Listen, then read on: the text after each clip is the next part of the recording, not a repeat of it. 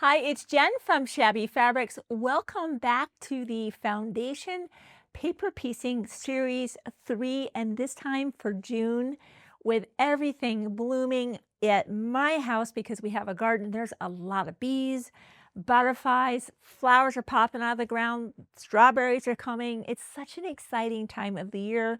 We had a lot of fun adding a lot of color and beauty to this project, and customers are falling in love with foundation paper piecing. Tammy and I just got back from Quilt Retreat at Camp Luther Haven. We had an amazing time. We did actually a tutorial on foundation paper piecing, and one of the things that warmed my heart was that actually after the instruction, when, I think there was about 15 ladies there, we kind of were going from room to room a little bit later that afternoon and evening, and we saw them teaching each other. And I loved that. So once you learn how to unpack this, good news is fun to share. And certainly that is true with foundation paper piecing. So if it's been a while, or maybe you've never done this, or you're a seasoned pro, thanks for joining me today. I'm just going to be going over the basic steps of foundation paper piecing. But if this is your first time, you're going to want to go back to either Series 1, Series 2, or the very first of Series 3 to watch that much longer tutorial where I go longer in depth, deeper in depth to unpack this, and it's not intuitive. So if you're finding that confusing, I was right there with you, as well as we heard that from ladies at the retreat, that this can be very confusing. But once you unpack it and it's super easy to learn, it's really addicting and fun. You're going to want to be doing a lot of this. So kits are the way to go. You'll be getting the same fabrics that we carefully selected. The backing is there, the binding, everything is there. And of course, your pattern is included full color, as we always do, especially with things like this, where you need to bring out your fabrics. I'll just show you the fabrics here. You want to be able to clearly identify your fabrics. And of course, and we had a lot of good feedback on this at retreat. Ladies are loving, and gentlemen that might be doing this, they're loving having the foundation papers included, and they especially love the stickers. So that once your pattern is telling you, okay, you've got your fabric all ironed out, you added your sizing, and you get your fresh blade and the rotary cutter, and you're ready to start making your cuts, you have your stickers ready to go. You make your cut, you sticker that. You make your next cut, you sticker that.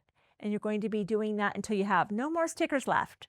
And for this particular project, we have different sections of the butterfly and the flower. And I'll just kind of turn till you see some of these different sections. And notice that the different sections have different letters. So since you have all of your fabrics cut and stickered, you just now grab all of your letter A, all of your letter B, all of your letter C. We'll be working on the letter C together today. And you get them in order, 1, 2, 3, 4, 5. Very logical. That's one of the things I learned when I was taught foundation paper piecing. So when you have your different sections, notice how we have our darker lines on the interior, a lighter line on the outside. Don't cut on the light line on the outside. Just cut outside that. That's just kind of what we're going to start working with.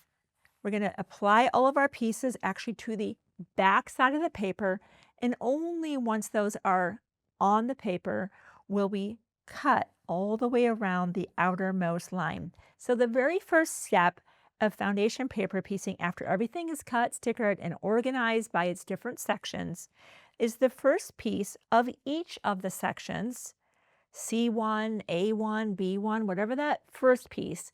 We need to put that down actually with a little bit of glue, because otherwise, how are we going to attach that to the paper? This is when I use my sew line glue. You could use a simple glue stick. It doesn't need to be anything fancy because you will be later removing that. And the whole goal here is to be able to not only cover all of C1, but 1/4 of an inch all the way around. I like doing this with a light box. Let me show you how this will be actually better so you can see how a light box, I'll turn that down so it's not so bright from above. So you see how a light box really just helps you see with absolute certainty that you have not only C1 but a 1/4 inch all the way around. I could even move that over just a little bit. There we go. Look at that. So without it, I'm kind of holding up the patio light, holding up the dining room light. Here, it makes it so easy. Okay, I just wanted to point that out. Definitely an aid. If you've got a light box, use it. All right, between C1 and C2, we now have a line. We're going to use an add a quarter ruler. This is made specifically for foundation paper piecing. Lay the tapered edge, this kind of has the tapered edge and then the lip side, on the line just to the left so that there's room for the paper to fold over and you hit that line just so. Now we will take the lip of our ruler and I can see how right, I want to point out something. See how I don't have a 1/4 inch all the way? See that? Because from here to the edge is a 1/4. What am I going to do? I'm going to remove my paper, actually remove my fabric. I'm going to put a little bit more glue, bring that back to my light box. Let me get that going. It's going a little bit too fast. I want a nice solid 1/4 inch all the way around. There we go. Better, better. That would have worked, but I want to establish good habits that if you find that when you roll that back, just move it. We'll lay that on and we'll give a cut. Now that I have that trimmed, that begins the sequence of trim, sew, press. But before we're ready to sew the next piece on, with our C2, we need to place this right side together. And I'm just going to simulate. I'll even take that back to my light box since I have that resource to say, did I cover a 1/4 inch all the way around? And I might adjust that ever so slightly.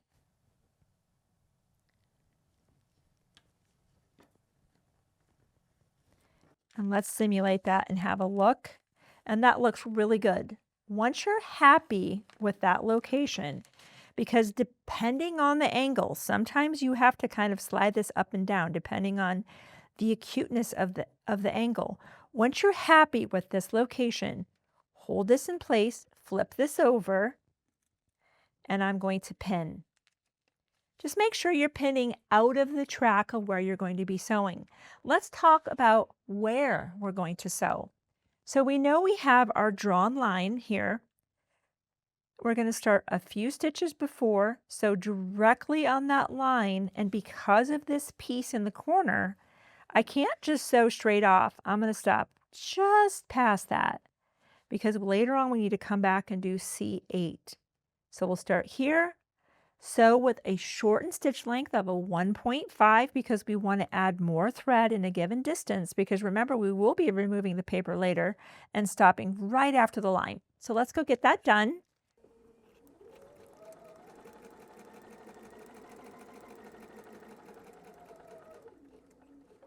So we've now sewn, so it's TSP, trim, sew, press. I'll put that light box over there for just the moment.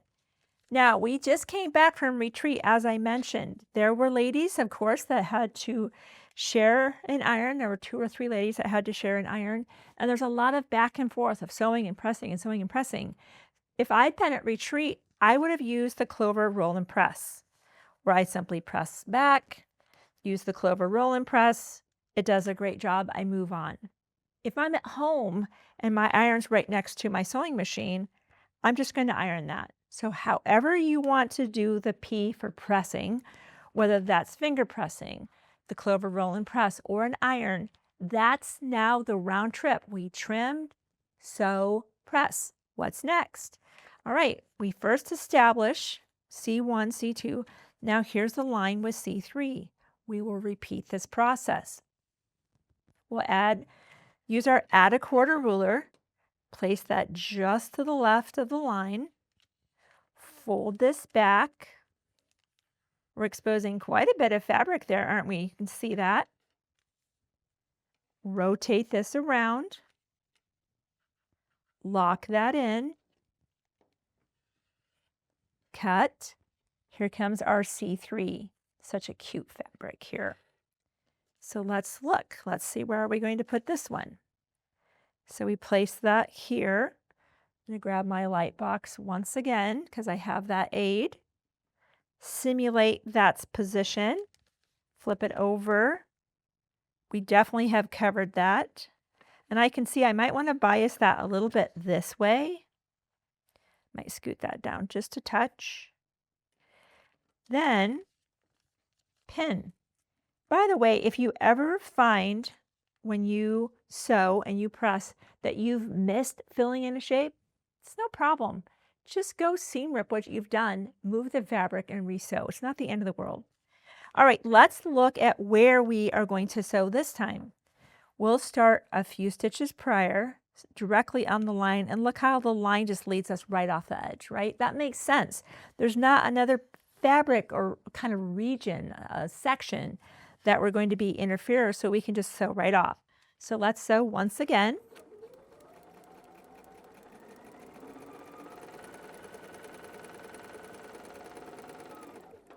Okay, so we trimmed, we sewed, and now we press. However we choose to do that. Roll and press, iron.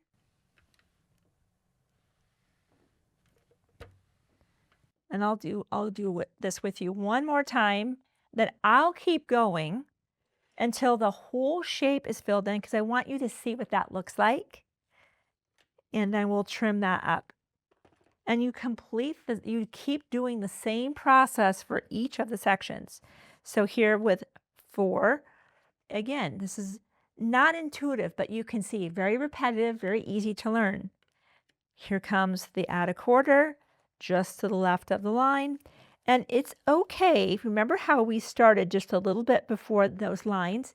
It's okay if you need to slightly rip the paper in order to fold it back onto the line. Remember, we're going to be removing this paper anyway. Don't worry about ripping it. We're not keeping it. It's going to be tossed once it's done its job. We'll turn the add a quarter around, lock it in, trim, grab our next fabric, cute pink, and we have a, let's see, a small section here that we need to fill with our adorable pink. So let's figure out where we need to be with that. I'm going to grab my light box back.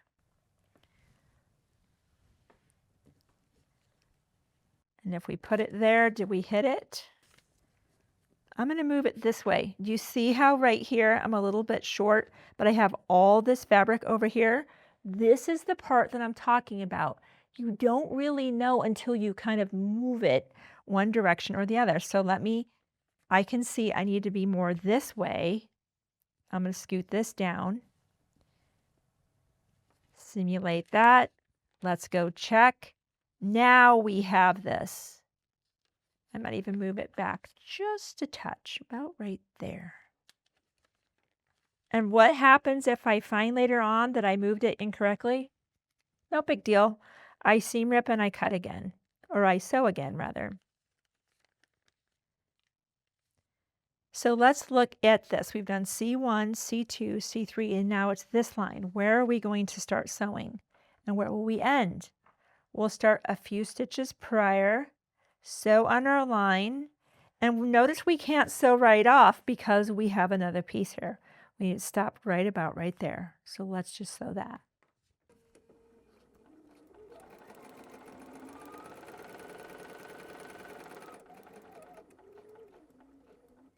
Okay, we know we now need to press.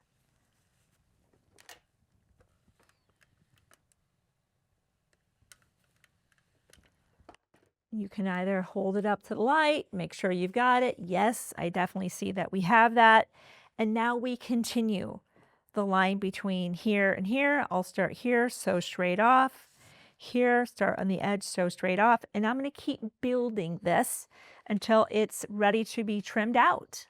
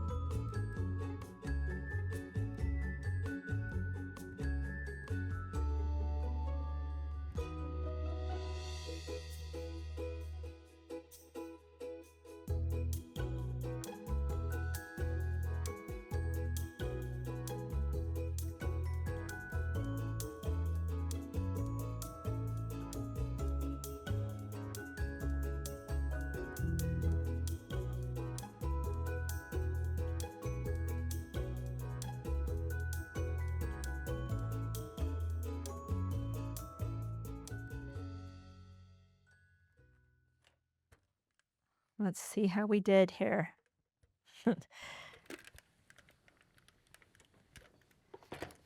This is what you have. And you're like, how is this a butterfly? Trust the process, as they say. So I wanted you to see the sight picture, and because I'll never forget the first time I actually tried to do this many, many moons ago. And I'm like, this can't be right. And it is right. But now we get to trim out exactly on that outermost line, and things are going to start looking a lot better very quickly. So let me grab my spinning mat, clear off some space, and this is a very satisfying part of the process. Now these little wedges, let me point out something, like this little wedge right here, this little notch, that's not a printing mistake. That's intentional.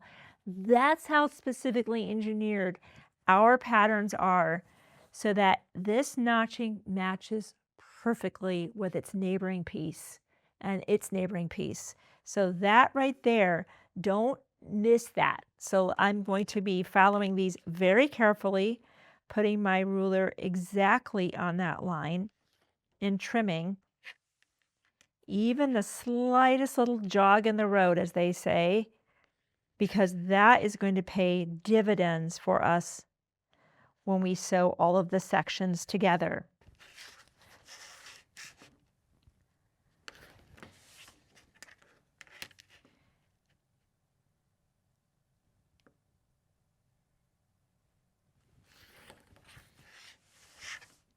I'm going to trim just a little bit right there, ever so slightly. Okay, and here. So that is part of our butterfly. Now let's look at our butterfly here. We have one finished. So you can see here, which part is this? This part here. This is the back of that. See, that's C. Let me just show you how this works. That's C. The other portion is D. How do we do that? Exactly how we just did. We cut our fabrics, they're stickered, they're in order, D1 all the way up to D5. D1 is glued down, D2 is so tiny. 3, 4, and 5. We trim each piece up, and we repeat that so that we have each of these sections. And I want to point out something else that we do for you in the things we engineer and design here. Notice how this nomenclature, the wording, the instruction on the paper says, this side joins to B. This side joins to D. So I love that we get to make these individual sections, but our pattern and the literal paper that it's printed on is guiding you into saying, okay, once this is done and trimmed up, and this is done and trimmed up, we'll be placing these two directly on top of each other, and they'll fit just like puzzle pieces. And knowing that that line right there is exactly 1/4 inch, and that's what you'll be sewing on. That's why you do not remove the paper at this stage. In fact, what we did when we made our wall hangings is we make each of the blocks, we even sew the sashing together with the two sashing pieces. We even put the borders on and then remove the paper. It stabilizes everything throughout the entire construction process. So it's so cool that these papers really not only help you get everything precisely pieced, but they tell you which pieces go to which, and then they stabilize this whole thing while we're adding sashing and borders and whatnot. So you can see that this is really a very learnable process. And then again, this is saying join A to B, and then this side goes joins to D. So this is just such a fun facet of quilting. And I'm so sad that I missed out on the last couple decades, but I'm making up now for lost time. It's like one of the first things I grab to do when I have a little bit of free time to do some sewing. So if you love getting a kit that has everything you want in it, all the exact same fabrics, an amazing pattern that has been tested and retested with foundation papers and stickers and free instruction, just get to the website. Get this kit, the others in series 3, even maybe in series 1 and 2, and let a friend know. This is the place to be for free inspiration 24/7. 365. We make these videos for you. We'd love to get your comments, maybe who you're going to be teaching foundation paper piecing to, because it's just too much fun to keep it to ourselves. Thank you for giving me a few minutes of your day. I have already designed foundation paper piecing for July, and it is amazing. So I'll see you next month as we continue our series.